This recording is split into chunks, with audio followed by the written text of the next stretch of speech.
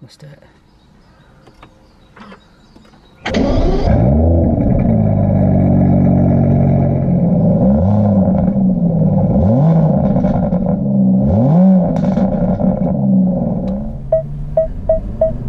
Bloody hell. Oh. This thing is pretty damn wide.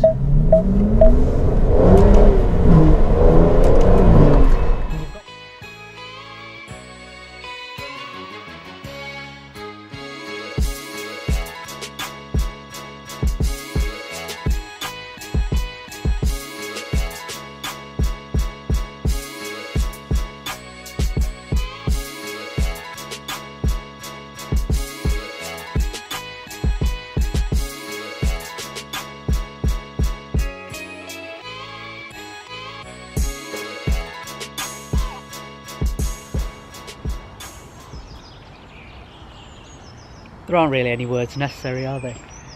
Absolute thing of beauty right there.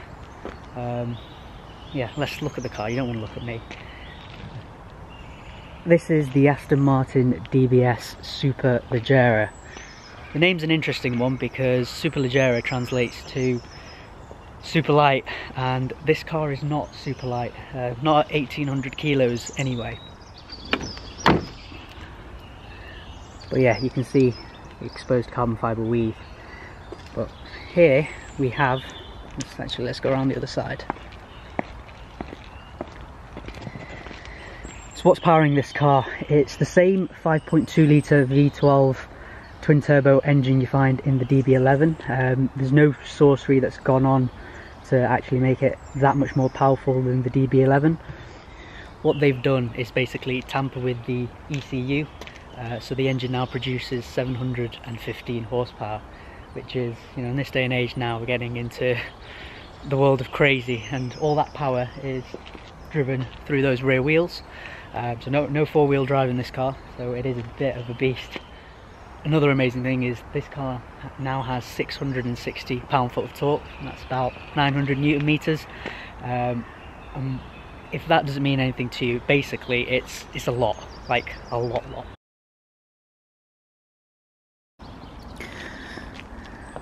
You really get to see the engineering work as well. You've got these carbon fibre aero parts, so what that does is it directs airflow through here, and it directs it all the way through the back and then through there, and fires that out through the back here.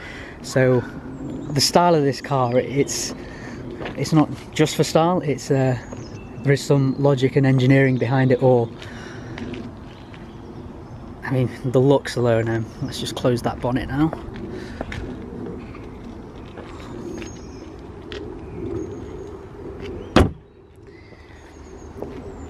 I mean, the looks alone, it's such an aggressive looking car. I mean, especially with that absolutely giant front grille. You know, if that came up behind you, you just jump out of the way. You get out of the way straight away. It's just such an aggressive looking car compared to the rest of the Aston Martin range, and just compared to everything, pretty much everything else on the road. You've got those really wide haunches at the back. If you come back here, you kind of see. Right, I'm just going to stop standing here and just talking in the cold. Let's get this thing out on the road and see what it's actually like. Right, let's start off in GT mode, the softest setting and the most tame setting in this Aston Martin DBS Superleggera. That's quite a handful to say, to be fair. Straight off the bat, you know, you don't feel like you're in a really fragile car. It's actually quite comfortable. You know, these roads and pretty much all the roads in the UK are pretty awful. They don't feel too bad. You know, I've got a CLA 45 and that's too stiff for what it is, but it's actually very, very quiet and comfortable. It is Aston's flagship model at the minute, so prices start from about £225,000 in the UK. But once you start, you know, once you put anything on it, it's easily £250,000, and that's, you know, it puts it 60,000 pounds more expensive than the V12 DB11. Is it worth all that more? I mean, they are actually two very different cars, even though this is based off the DB11 platform. You've got a ZF gearbox in this, but I always prefer paddle, so just going to keep it in manual mode. Still in GT, but yeah, like I said, it's not a double clutch system. They have taken a gearbox from ZF. However, it is different from the one you find in the DB11, and that's because with all that power and torque, the gearbox just actually can't cope. So it's got a strengthened gearbox, and even then the torque is limited in first and second gear, because I'm not surprised as well. I mean, this car does supposedly go up against the 812 Superfast, although the Superfast, you know what, they're two completely different cars. It's a lot lighter, it's more agile, more powerful. I'm surprised at just how normal it feels, to be fair.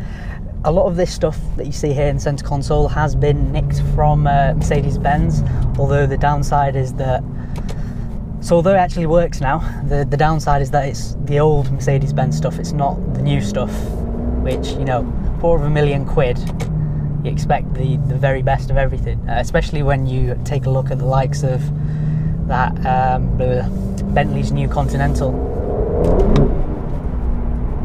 Yeah, just I imagine the traction control light is going to be flickering around the whole journey of this drive. But yeah.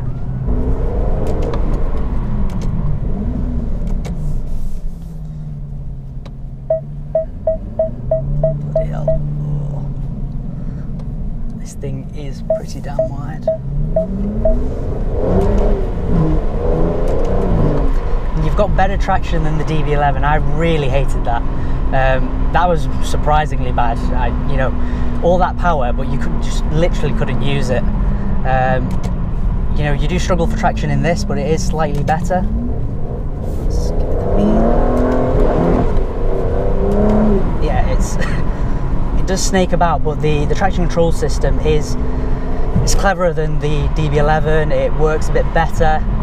And you really need it, to be fair. It's not something I'm going to be switching off.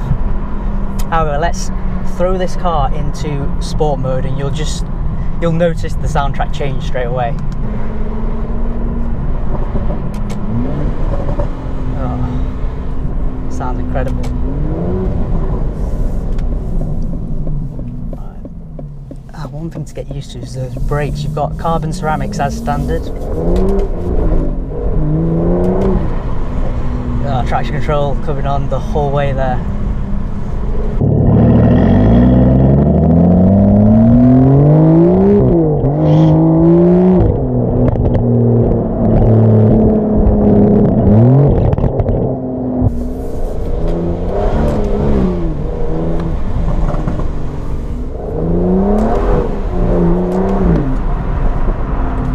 You know, just using even like 30% of the power, you're already at the speed limits, and it's insane. 700 horsepower for the roads.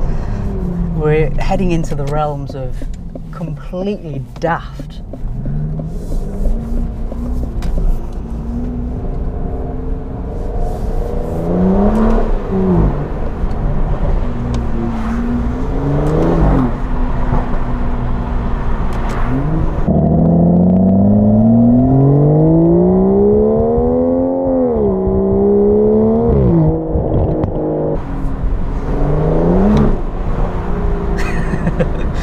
Right, so what I say about traction, yeah, it's still a bit mad, but I am in Sport Plus there, so let's lob that out.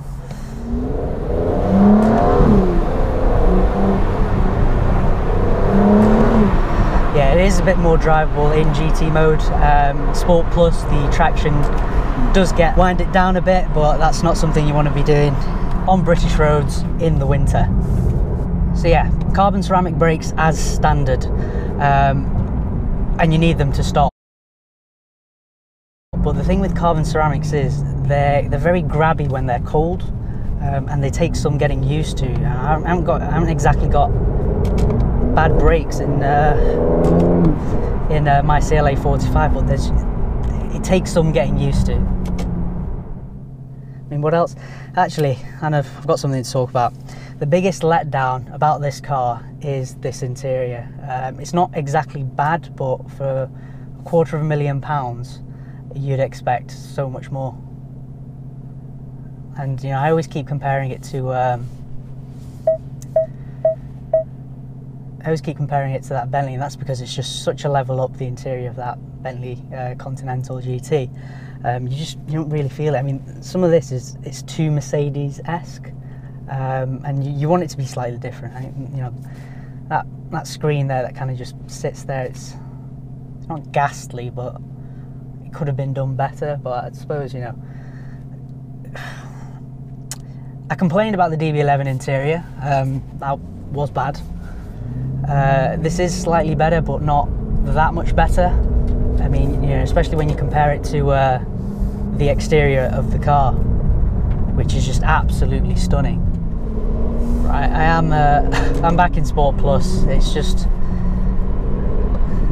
amusing. I like the pops and bangs. I'm a big kid.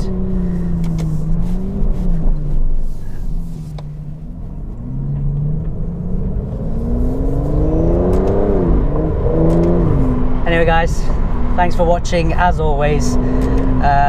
Do make sure to subscribe, give this video a thumbs up if you thought this video was remotely interesting or entertaining or useful. I'm going to sign out now so I can just enjoy this car a bit more, because it's just absolutely intoxicating. Yeah, you can't put any of the power down right now, but when you got a soundtrack like that, it's absolutely incredible.